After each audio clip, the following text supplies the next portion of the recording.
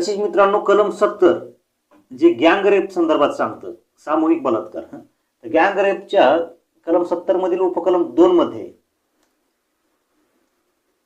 पूर्वी जे 376 मध्ये सांगितलेलं होतं की गँग रेप संदर्भात, यामध्ये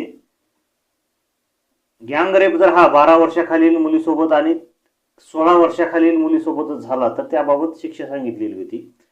तर या गँग रेपच्या डेफिनेशन मध्ये 12 वर्षाखालील आणि 16 वर्षाखालील हे दोन्ही शब्द डिलीट केलेत आणि 18 वर्षाखालील असा शब्द टाकलेला आहे. म्हणजेच 18 वर्षाखालील आता कुठल्याही प्रकारची पीडिता असो, 18 वर्षाखालील असेल तर त्यांना शिक्षेसंदर्भात एकच रूल लागू होणार. म्हणजे 12 वर्षाखालील आहे तिला वेगळा, 16 वर्षाखालील आहे तिला वेगळा. तर तसं नाही. तर आता 18 वर्षाखालील कुणीही पीडिता असो, गँग रेप सारखी जर घटना घडली तर अशा आरोपींना जन्मठेप तसेच मृत्यूदंड, फाशीची देखील शिक्षा यामध्ये सांगितलेली आहे.